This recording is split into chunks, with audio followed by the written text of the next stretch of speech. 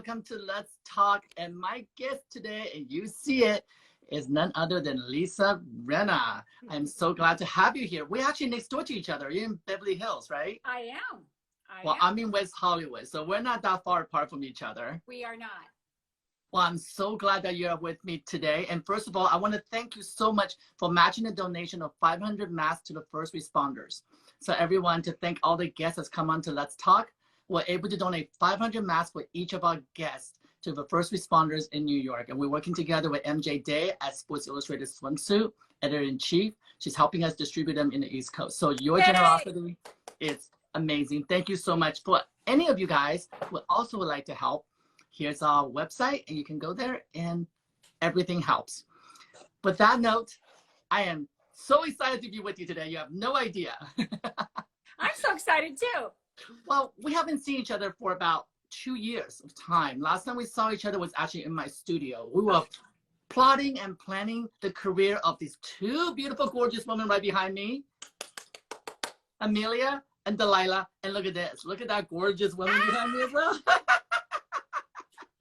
Well, for those of you, I'm sure you all know who Lisa Rinna is, and we see her on Housewives, but I really want to go down a memory lane just a little bit, so everybody who is not in our generation really knows how difficult and how hard you have worked to get into the industry where you are today.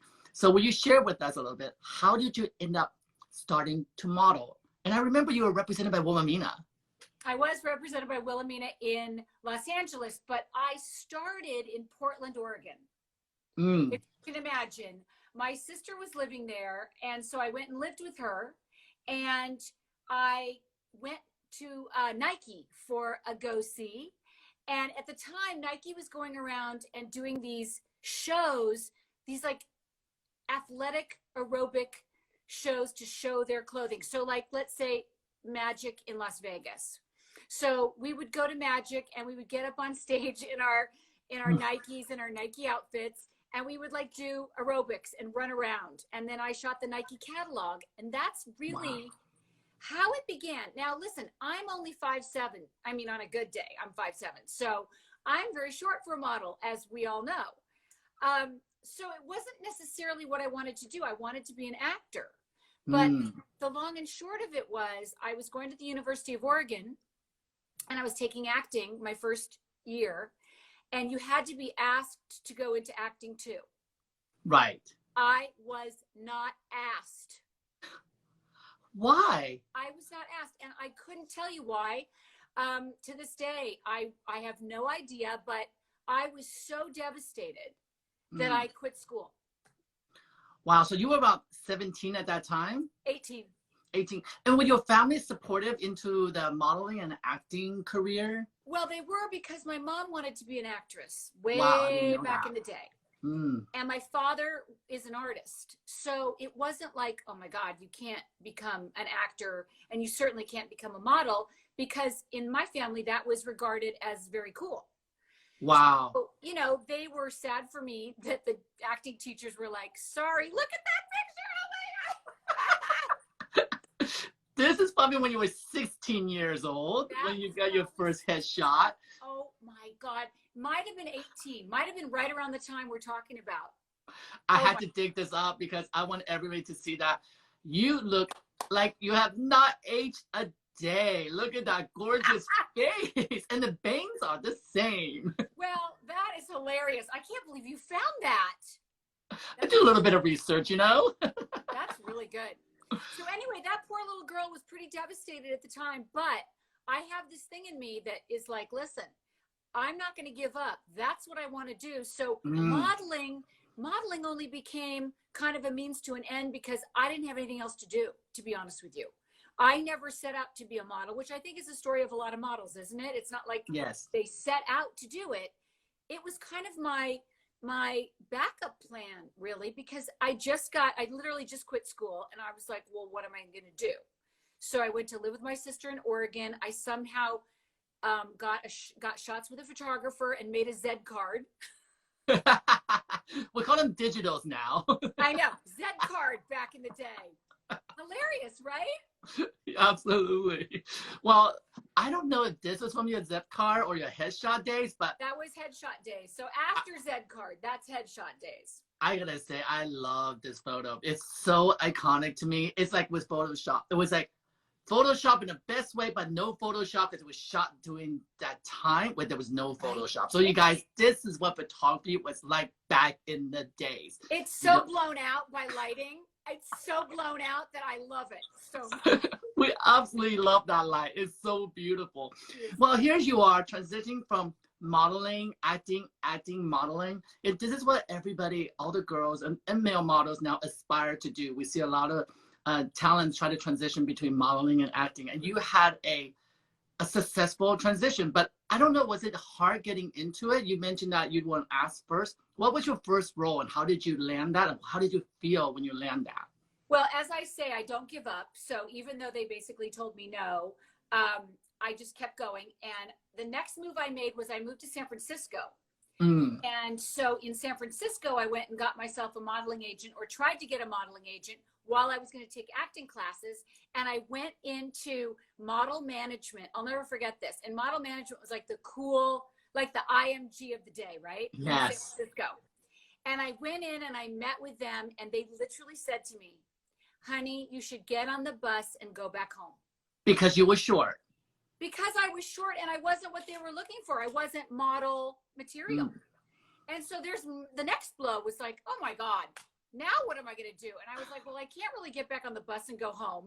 So I'm just going to stick it out, right? And so I just kept like going forward. And then I moved to Los Angeles, and I met a neighbor who her husband happened to work at an acting agency. And so I said, well, what do I do? How do I get into this business? And they said, well, you've got to take acting class. You've got to study. And that's a great lesson for you guys. You got to study. You have to study. You cannot go into this and just think your good looks are going to get you by, because they're not. So I asked them what class I should take, and I got into class, and I literally studied. Now remember, I quit school. I quit college. So I literally studied acting for 6 years. Wow. 6 straight years nonstop. I don't think a lot of people know this. This is hard work. You paved the road. Like you carved that road that you wanted. Well, you have to work hard. You know, we all know that, but in actuality, you just have to do it. So I did it. And so once I started to go out on auditions, my first job was the Hogan Family way back in the day. And I played Jason Bateman's girlfriend. I remember Hogan's Family, so that'll tell you guys how old I am. You just gave it away. I love that show, actually. And Jason Bateman was great in it. It was amazing. It was his first big role. He was so good. He was 21 years old. I was 26 at the time. So I was technically playing a cougar for the first time. And you know what? Jason Bateman taught me so much because he was such a great comedian. And he was so professional. So every time I got to work, now I was still in acting class, but every time I got to work, I just paid attention to the lighting, to the directors, to the assistant directors. I pay attention to everything because it's our job to know everything, right? And I love you say that, because a lot of people will ask me, how do I get into acting? How do I get into the industry, movies? And I always use myself as an example that when I first moved to West Hollywood, I joined Central Casting, which is background. Yes. And I joined not because I wanted to be on camera. Now, I'm lucky enough that I'm the token Asian guy who can dance and rollerblade. So I made it on a few episodes of Party of Five. Fabulous. But my goal was actually learning how the camera moved. I have a sketchbook this thick, literally puts down, Knife Campbell was here, Sean Wood was here, this is where all the extra, this is where I'm going to stand, and how the camera moved. And that's where I learned how to direct. I didn't go to directing school. And you've been on set with me, so you know I come from directing perspective when I work with my models. And that was it. That was my best learning. And guess what, guys? You can pay $50 a day showing up to do nothing. And that's what you have to do. You do have to put the work in. And that's a great way to learn, being on set. And if you do get a part, like Lisa said, pay attention to what's around you. And that goes true with modeling as well, doesn't it? It's not just acting. When you're on set with models, there are going to be other models or hair and makeup people you want to watch and listen. The one that really pays attention is really the one that goes really far. It's really true. You have to be like a sponge. You really do. And you can never feel like, oh, I know everything. You know what? There's nothing else to learn. There's always something to learn at this point, at any point. Well, you mentioned that you were in modeling, acting, and the industry have changed and evolved so much in the last XYZ years. We won't say how many years. 31 years. 31 years, and proud of it. How about that? And you've seen it change. You've seen how, let's say the word aggressive the industry could be back then, and has evolved the last 3 to 1 year, that it really has started to shape its own. How do you feel about that? About how it's changed? I mean, you know, everything always changes, right? It just does. So I'm glad the way it's evolved, to be honest. I'm glad that the Me Too movement happened. I am really happy that Condé Nast and everybody has paid attention and the models are taken care of. And it's much harder to go out into the world and have people get away with the things that they were getting away with for years and years and years, if you know what I mean. And you lived through those years. I did live through those years. Let me tell this story. This is not a horrible story, but I'll never forget this. One of my first modeling jobs was for the Emporium in San Francisco. And I just did the weekly newspaper ads. Nothing glamorous, but honey, I hustle and I'll just work and take whatever. So it was like one of my first jobs, and I'll never, ever forget this. I was working with the makeup artist, and he was sitting there doing my makeup. He had a cigarette, lit cigarette, dangling out of his mouth, right? He was doing my eyeliner. What? In your face! Like that. But then he takes the cigarette out for a second. He takes the eyeliner, he licks it, puts the cigarette back in, and lines my eye. I don't think that would happen today, in other words. No, not at all. And, you know, I too am so happy the industry has evolved and changed, because when I first started in the industry, I was a biologist. You know, I was fresh out of the water. Yes, I was trained biologist. That's what I was going to do. I was going to save wildlife in Africa. I went to Kenya for a while doing National Geographic research. And that was my passion. And long story short, that I ended up in the arts. And when I got into fashion photography, it was actually based on necessity. People ask me, what inspired you to be a photographer? Well, I was working in the creative directing field. I worked for advertising firm in New York. It was the day, I recall this very well, is that I saw the call sheet and the pay sheet for Mario Testino's shoot for Burberry with Kate Moss. You did? I was auditing that job for another agency, I will not say. I was hired as a secret agent auditing that job. What is that? Because I was a creative director, and because in advertising, you always have cost consultants. And cost consultant need to always make sure that you're not overcharging, you're not spending money you shouldn't be. So the competitive agency who had the account who didn't have the account wanted the account. So I hired a cost consultant, and I was in Los Angeles. They were shooting at Chateau Marmont, just down the street. Wow. I walked down there. I swear to God, I thought Scarface is just a set. It's not a set. It's reality. It's life back in the days. It was so insane to me that I was like, I thought this is just in the movies, you know? And you guys can imagine, I'm not gonna describe to the T, but what I saw was how much a photographer made.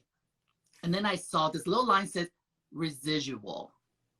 And you get paid on the usage of the images, which in everything we do in design, we don't get that. Actors get that, musicians get that. Right. So this thing called residuals and usage, I was like, wait a minute, I can take a picture, I own the rights to this picture, and then I can sell it, and then I can make a living. And that's when I decided that I'm gonna pick up the camera. And I've been behind the camera directing, so doing stills was just extension of it. But I remember very well that particular moment. So out of necessity of supporting myself and out of necessity of supporting my staff at the time that transition was happening, it was around, you know, just the bubble of the internet burst, and all my clients just like flee like cockroaches, gone with the lights on, right? Gone. And how many people just shut down and not pay. That was the craziest time. We have a whole different episode about that. But I had to figure out, what can I do with everything I've learned and convert it into something else? and photography was going to be cheaper, but still telling stories. And I love telling stories. Part of the reason I have this show, I love sharing stories. So yes, so I have to thank Mario Testino for inspiring me to pick up the camera. And truly, financially, it was a big part of it. And I wasn't always an artist. Did I want to be a photographer? No, because my father was a photographer. Never want to be my father. And here I am.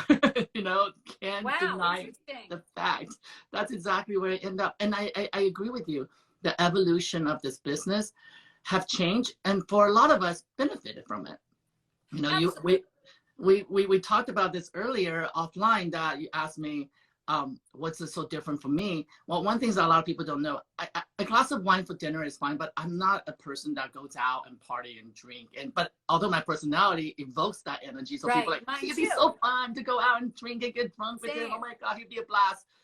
And I could not count how many times I have gone out with clients, go up to the bar, pay the bartender $100 and said, every time you pour my glass, pour bubble water, pour clear water, it says vodka, and fake it till I make it. And in this industry, you know, fake it till you make it. It's a big part of it, right? Yeah, I do know that. Crazy. I'm still faking it until I make it. You know what? All of us are, right? And I'm just so impressed with all the hard work you have done, because through that path, you really have carved a brand. When did you know that, okay, Lisa Rinna is going to be a brand. My hair is going to be a signature. My lips are going to be a signature. And most of all, in the last 5 years, I would say your attitude has become a brand.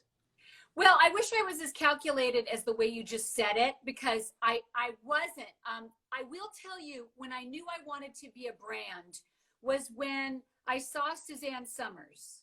Oh, wow. And I saw her business and I saw what she was doing, because at the time, actors weren't on Home Shopping selling and they didn't have products. And I watched that and I said, I want to be Suzanne Summers. So that was my goal. And I didn't know how I was going to get there, but I've always had that as, you know, my vision of the trajectory. That was my trajectory. So that's always been there. And so I think when you have an idea of where you want to go, you don't specifically know how you're going to get there. I mean, I wouldn't know that it was going to be about the hair and the attitude and God knows the dancing videos and like all the stuff that is happening. I couldn't have written that story. Do you know what I mean? But I also knew when Housewives of Beverly Hills came along 6 years ago, I could not even get an agent. So I've had many ups and downs in this career. And I think people need to know that, because they do. For us, for me, who has been a fan since Melrose Place, I mean, you are my favorite. You are always the diva. You are always the one that I'm like, if I could be a human being in real life, she's going to be. But you would think that, you know, I've had great successes, but I've also had some pretty big lulls. And this was one of them 6 years ago. And I couldn't even get an agent. So I was literally meeting with the lower tier agents because I couldn't even get a meeting with the big agents. Could not. Wow. Six years ago. So I'm meeting with this agent and he literally says to me, you just need a win. And I'm like, duh, I know I need a win. But we just didn't know how I was going to get there, because when you're hot, you're hot. And when you're not, honey, you're not. And I was not hot. So you have to figure out always how to reinvent yourself. And I think that I've been pretty diligent about that, because I always need to make money and support my family. So it was like, okay, how am I going to get a win? So I'm thinking to myself, you know what? It's about reality TV now. It's not about, I'm obviously 50 years old. How am I going to get an acting job? I'm not going to make any money. See, you are as calculated as you're not giving yourself credit for. Well, okay, you can say that. You say it. You're a planner. A plan. Well, I have to. I mean, it's always out of necessity too. It's like, listen, I can't not be working. We are two actors in a family. And if we're both not working, nobody's making money. And if I'm 50 years old, honey, you better find another job, because acting is like for Meryl Streep and for Meryl Streep and for Meryl Streep.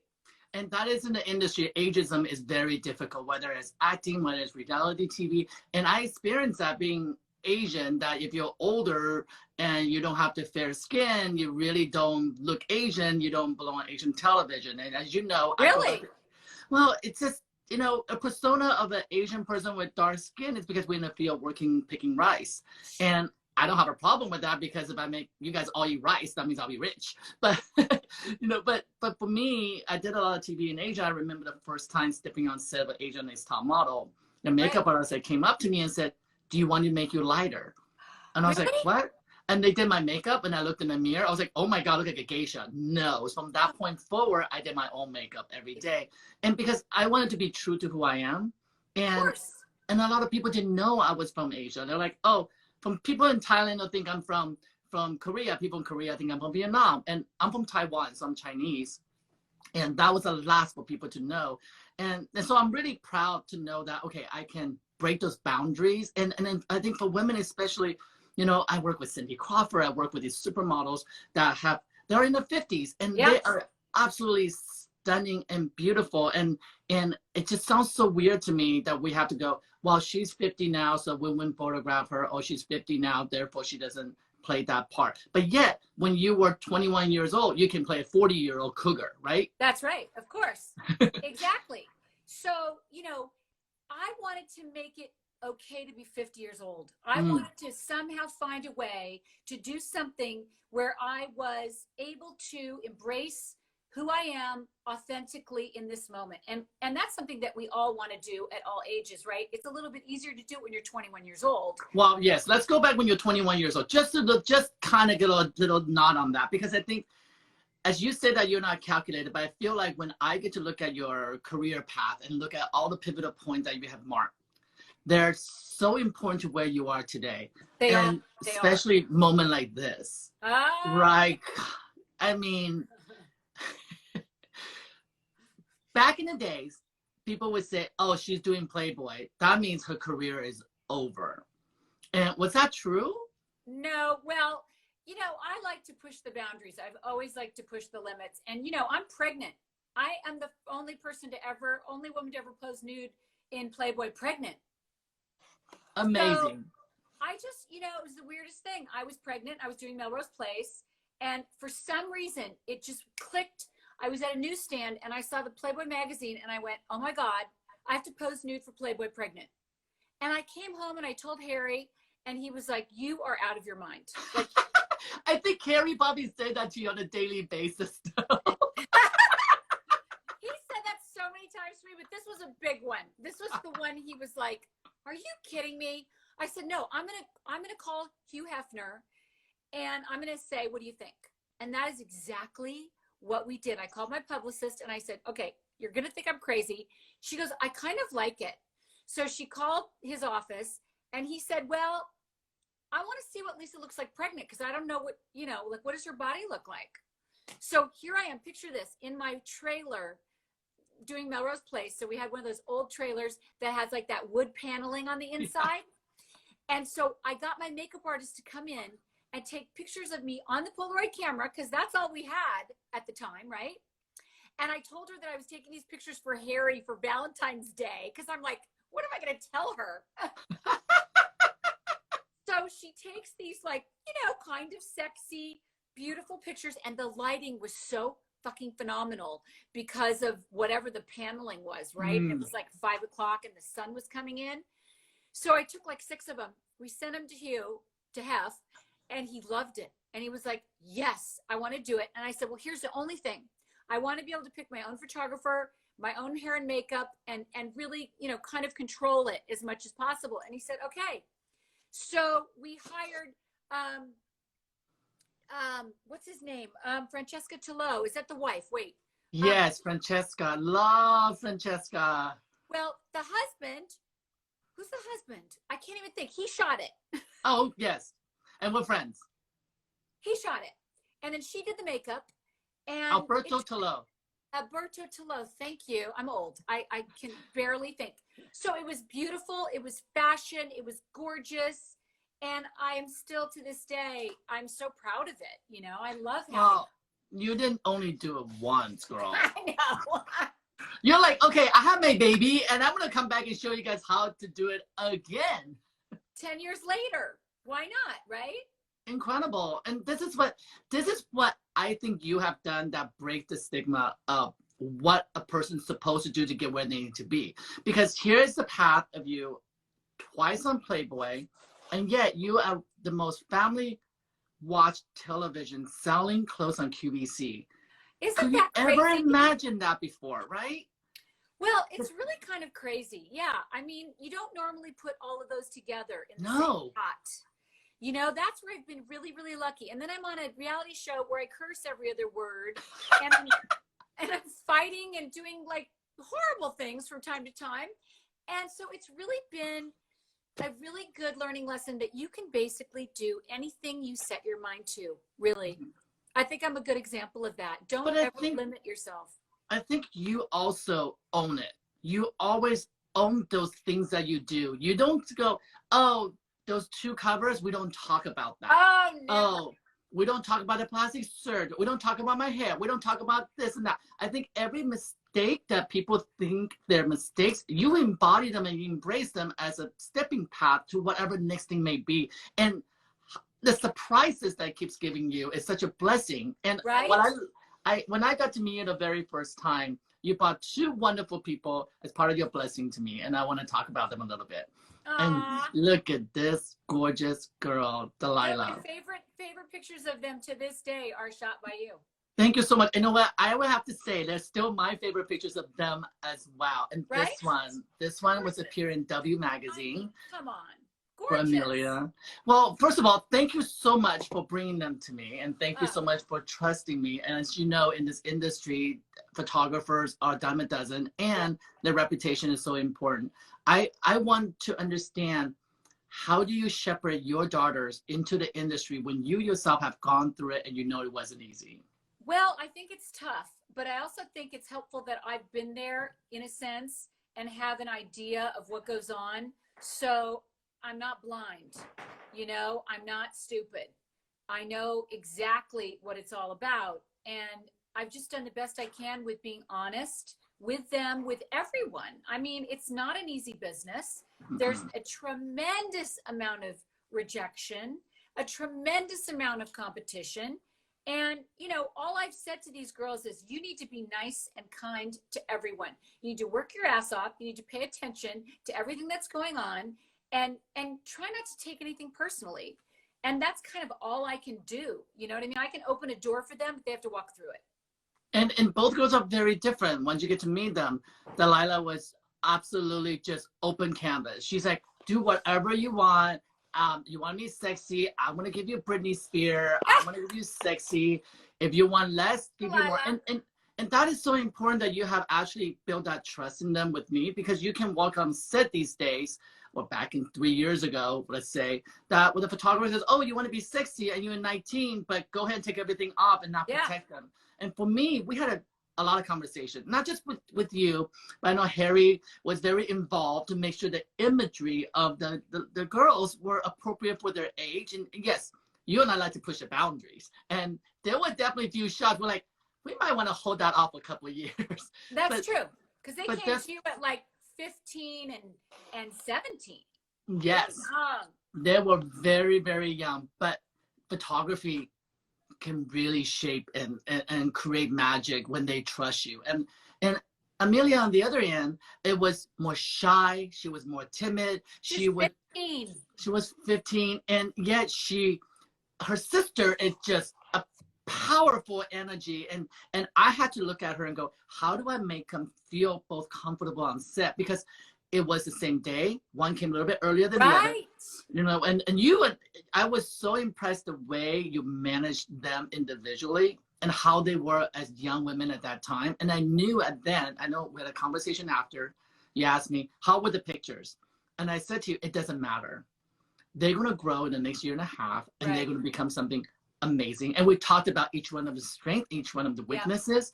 And look at them now. My God, they've been in Japanese Vogue. They walked the runway in Milan and Dolce & Gabbana. I could not be more proud of them and be part of their early journey. You were one of their first photo shoots for both of them. And you could never guess. These girls were so open to creating. And that's something that young models need to understand. Once you have a relationship and a trust photographer, you will have to let some of yourself go and allow them to mold you. Because I don't see anybody these days capturing Amelia the way we capture her. I agree. And I don't know you will be able to, because the innocence is not there anymore, right? She now has grown and blossomed into a young woman. That's but I mean, you know what those stares mean. You're a mom. When you saw that picture, I remember you're like, oh my God, this is gonna make me cry. Because you know what's in those eyes and what they speak of. And later on you found out, you know, through her growth, you found out why the eyes were staring that way. And you understood why Delilah was so powerful, and she was using her body to really speak what she needs to speak of. And somewhere in all that, you have to be a mom. How do you adjust all that? I don't know, to be honest with you. I really don't know. I just was in the moment. You just have to do it in the moment, and you have to relate to your child the way that you relate to them at that moment with what's going on, you know? And both of those girls are totally different. And I mean, look at this. They blow me away to this day, these shots. Unbelievable. We'll be creating more together. And we need to shoot you like this, too. I haven't had a chance to point my lens at you. You are going to. I said, when I do this, we're going to, after this whole thing is over, we are shooting me for the first time and the girls again to see that growth. And that's what's going to be really, really fun, because we've seen you like this. We all know this. Look at me, I'm such a baby. I can't wait for you to get your hands on me. I love that. Now, individually, as the young ladies, where are they now? Well, they're both here in the house. Hi, girls. We're all quarantined together in the house, and you know their careers are so ever changing right now, because the modeling is ever changing, and acting, and you know they both have signed with UTA, United Talent Agency, and they're going to be acting, and you know they signed in the digital space, which is huge right now. TikTok and Instagram, and like there's a whole business going on. They have agents, they have managers, they have modeling agents, they have like this whole team, and I'm still overseeing everything because I can't help myself. I have to just make sure that everybody's just kind of on the right track. Do you know what I mean? Like, and that's so ever important, I think, because the prevalence of social media, and I'm sure the girls get feedback from social media that really horrible. I mean, the trolls, right? They'll troll you, and it's, to me, it's actually really understanding you as a mom have been through that path and be able to offer the best advice for them. But the question is, do they listen to your advice? I didn't think so. Never. But I am there. Do you know what I mean? So I think there's a comfort in knowing that. And Harry's also very involved, not just very. He's very involved. So we get all the emails. We oversee everything. Harry looks over all the contracts. Do they listen to us? No. Final answer is always what they want to do. And now, obviously, they have a team that will pipe in and say what they think. It's really an exciting time, to be honest. There's so much opportunity for them. I can't wait to see, you know, what happens in the next few years. Well, I can't wait to be part of their journey, because they have really, really have grown. I mean, with Delilah, I know we set up a meeting for Sports Illustrated, and we talked about her experience there, of what she needs to come back when she's a little bit more mature. And it wasn't a negative thing. It was just about timing, right? And then Amelia going through her own growth, her own struggles that you're very open about, and seeing her influencing other people might go through the same pain. It's incredible to me. I to be able to witness all that, and still, it's pretty powerful. I got a chance to binge watch the Housewives over the weekend. It's because I just had to get a little bit closer to you, so I thought that was the best way. And you were very open about Amelia's struggle with food. I want to touch a little bit on that, just because I think a lot of people out there could really benefit from the conversation. She made the decision herself to announce that she's struggling with anorexia and her food struggles. As a mom on a daily basis, how do you support her, and how do you shepherd her along, and how do you just be there for her? Well, again, this is Amelia's story, and it was Amelia's story to tell. And when she decided to tell it, of course, the show wanted to go on that journey with her. And again, it was her decision to tell her story. And really, all I've been able to do, and all we've done as a family, is be there, support her, help her in any way that we can.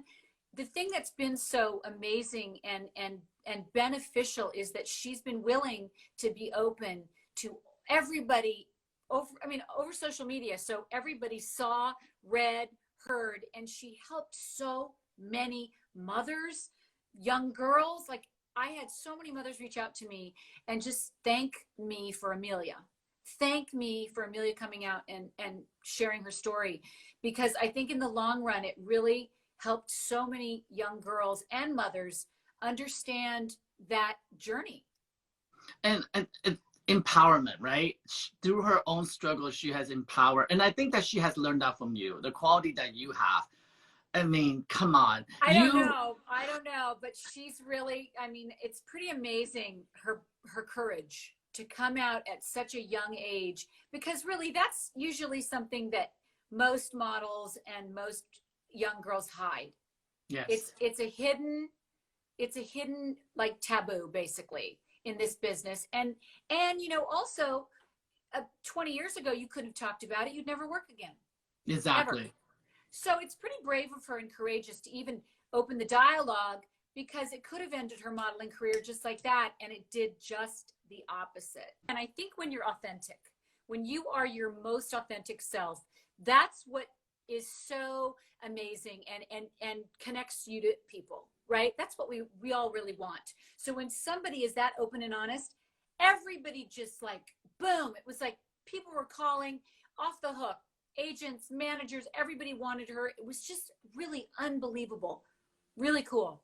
Well, I'll give you and your husband, Harry, all the credit for that, because they are truly, the courage comes from home, you know, for how you guys teach them. And I can't wait to see both of them blossom even more.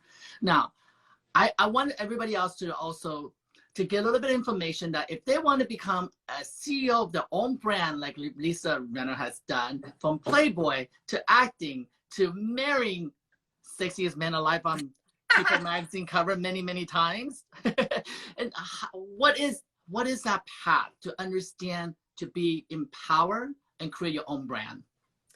Well, again, I think you just have to have an idea of what you want. I do believe in specificity, you know, being really, really specific. What is it that you want?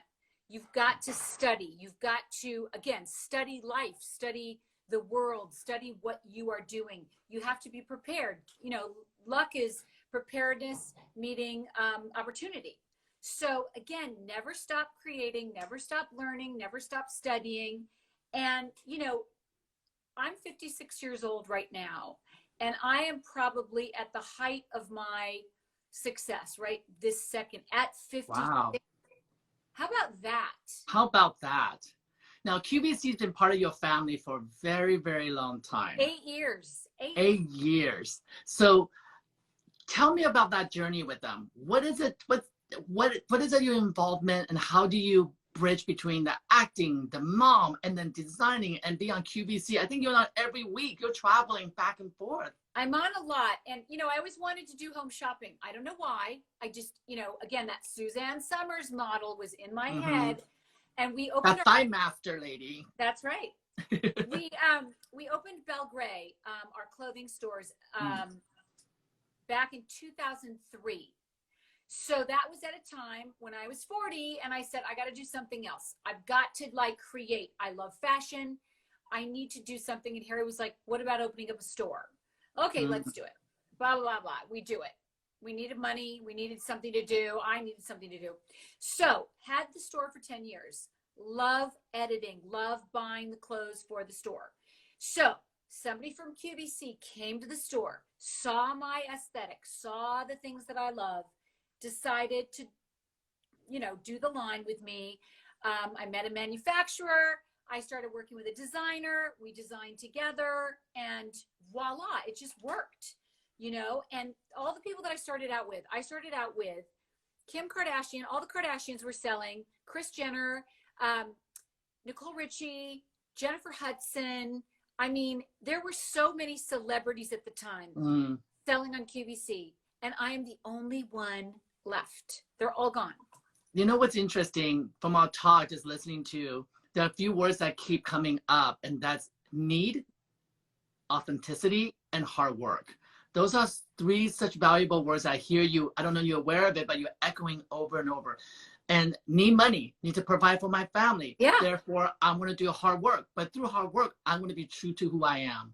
That's really a powerful message of who you are to me. It really is. You just took all those three words. It's so true. It's so who I am. You can't change that. It's not like I grew up with, you know, a lot of money. I don't come from that. I've always been driven and I've always had a drive. And that is why I'm sitting here today. And that is why I'm the CEO of my own company, which is me. I mean, that's what I'm selling. I am selling this yes. head to toe, inside and out, not just this. I mean, this is my moneymaker, but my insides are as much my moneymaker and what comes out of my personality and my authenticity as much as what you're seeing here. And that's exactly it. It's authenticity, and in part of you, I think, unapologetic. That's kind of, that's the latest video on Instagram of you with the wine. That if people are nice. Is that so funny? And do you know what that is? That's really an interview I did for Oprah. That is. Oh my God. That's not about wine. I'm literally doing some kind of Where Are They Now? Remember that show, Where Are They Now, Oprah? Yes. So we were talking about my career and everything. I don't even know what the fuck I'm talking about in that moment. No, but it's incredible. Like on that interview, I just look at that and I just laugh so hard because it's hilarious. And that's what I mean by, doesn't matter what your journey is like. I can take snippets from different parts of it and they still hold true to who you are. And I'm interviewing a lot of people on this show. You're number 20. Wow. Yes, and we have 20 more lined up already, and a lot of them have their own brand. And I think people can really learn from that. Truly, it's not about, hey, I'm a model and I'm designing a line. No, you're designing what we call lifestyle. We're designing a perception of you. Well, listen, we buy Lisa Rinna because we want to be her, right? You can sell hair product, you can sell lip product, the lip gloss, all of it. And I think as much as you like to give yourself credit for not calculated, I think all of it is super calculated. And well, it is now for sure. It is now. Yes. It wasn't maybe in the beginning, but now it's so calculated. Are you kidding? So let's talk about this. Let's talk about how this show has transformed you into a whole new stratosphere. Yeah. And as we all know, back in the days, reality TV was a no. We don't do reality TV. Gotcha. And I know when you signed on to Housewife, I signed on to Top Model. So we had a similar path. And you and I mean, come on. How many people goes, don't do that? Everybody said it. Everyone. Even my husband. My husband said, don't do it.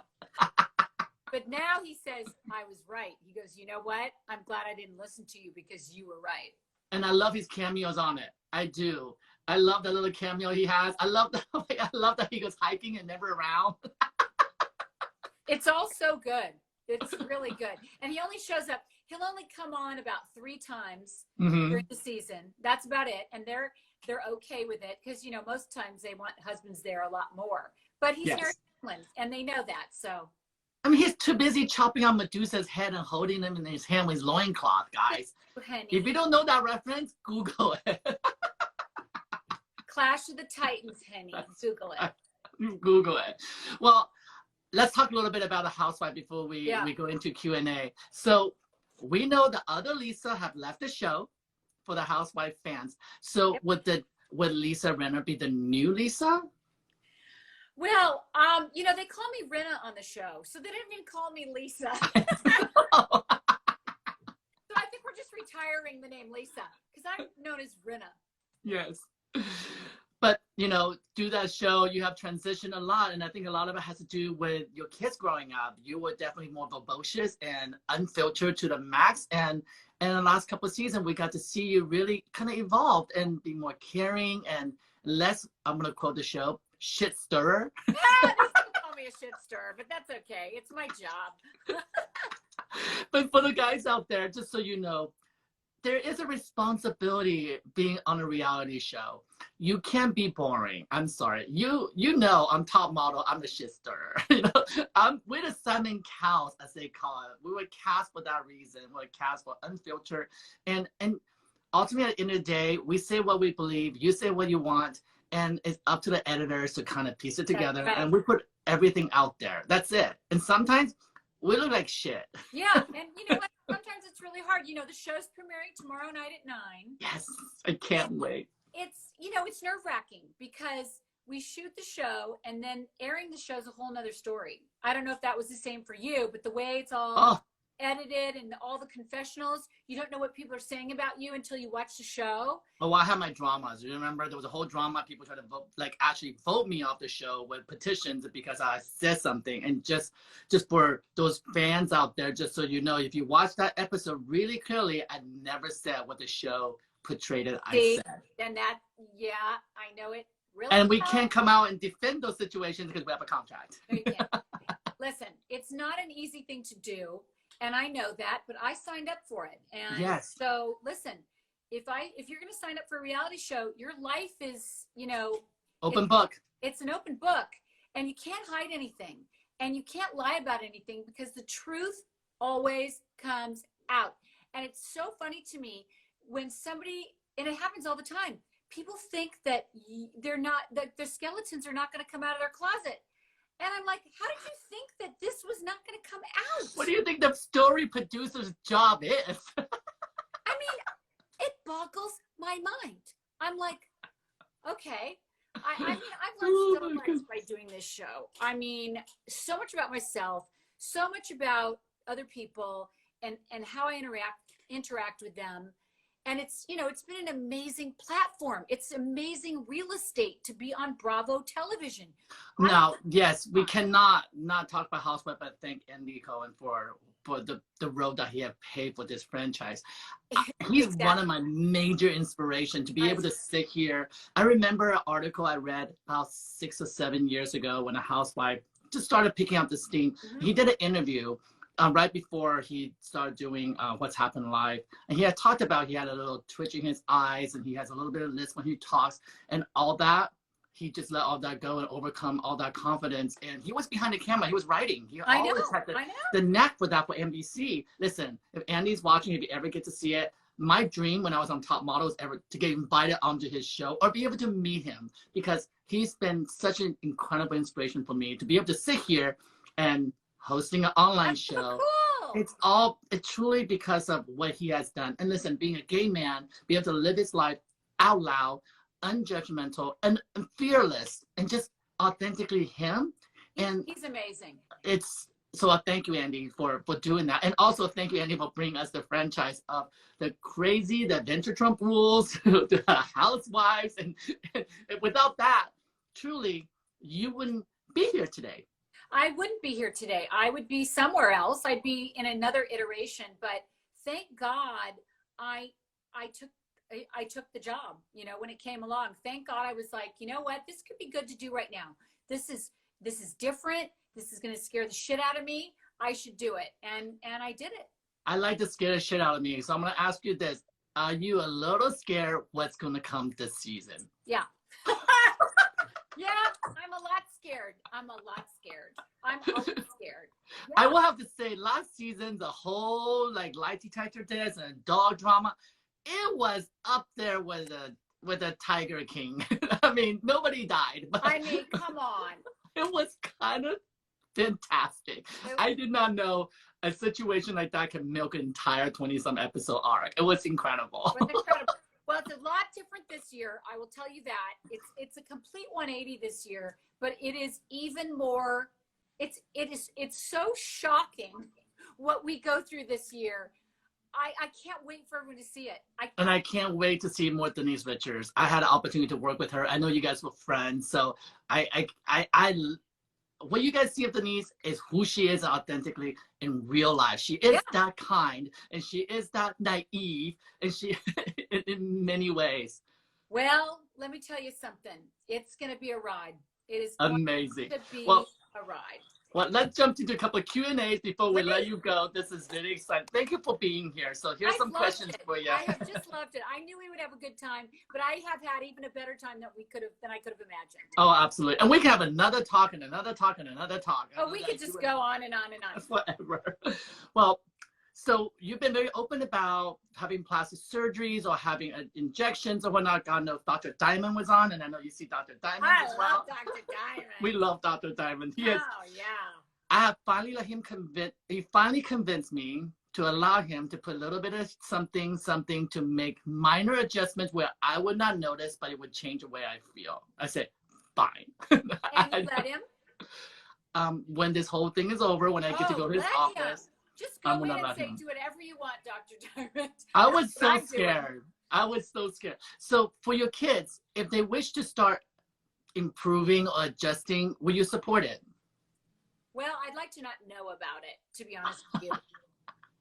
You know, in this day and age, I know it's a different day and age, right? But let me tell you something. What I will tell the young girls out there, less is more. Less is more. And I believe that when you're of a young age, the more you do, the older you look. So I think that it's best to do very, very, very little, whatever that is. I mean, I'm into good skincare and lasers and that kind of thing. They're so young. Like yes. They don't need anything. You know what they need to learn is find the best light for their future. You're right. They need to find the best light because lighting's everything. Everything. It's everything. Oh, if I turn this camera around, you think there's only like an iPhone light on me? You no.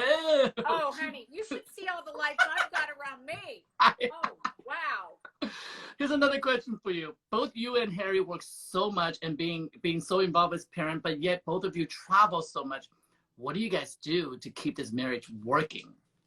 Well, you know, you have to work at a marriage, and you know what? Because you were gonna tell me something really steamy, how you keep your marriage alive. So the internet got a little too heated. So the question is, guys, if you guys join us, I'm here with Lisa Rinna, and I just asked her for one of the questions that people had DM'd me that Harry and you both travel so much, and you guys are active parents, and you both have careers simultaneously going on, and he's busy hiking a lot too. I know he does that once a year. I just like saying that. People think he's gone for like 360 days. But when you guys are together and you have, how do you guys keep your marriage hot and spicy? Well, you know, you have to have sexy time. You have to make time for sexy time. That's basically, I'll say that. You got to plan it, you got to make it hot, and you got to do it. Do you dance for him? Do you do that? What do you think? Oh, yeah. But you know what? You have done so many things on my bucket list I want to do. My dream is about Dancing with the Stars. That was one of the reasons I signed on to Top Model, because I wanted to pause and see how it goes. We're good. We're good. Everything's fine. So last thing we're talking about is like, you have done Dancing with the Stars, and that's always my bucket list. If I don't get to do that, I want to make sure I get a dance routine with you one day. I promise you. You just keep that bucket list. You have a good bucket list going. I do. I keep going towards that because you'll get all of it. Necessity, authenticity, and hard work. That's what I got out of today. So one last question, and I love this one. And that is, if you have to give your advice to your younger self, what would that advice be? Oh, don't worry. Everything's going to be okay. And just have fun. Have fun. Have fun. Have fun.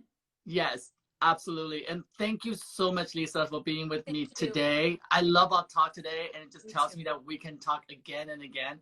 And I am so excited for the premiere of Housewives of Beverly Hills tomorrow. You guys, make sure you tune in.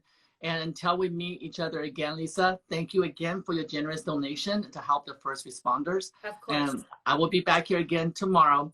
And I can't wait to see you and your entire family soon. And you know what? I'm going to come over and cook for you guys one day. Yes, you're going to cook, and then we're coming over for the photo shoot. We'll do the photo shoot first, and then we'll cook. Done. That would be amazing. That's how we should start our next new normal. That's what we're doing. Thank you guys so much, and everybody stay safe and stay healthy out there. And keep laughing, keep talking, because that's going to keep everybody's spirit up. And you know what? If you're Lisa Rinna, keep cursing.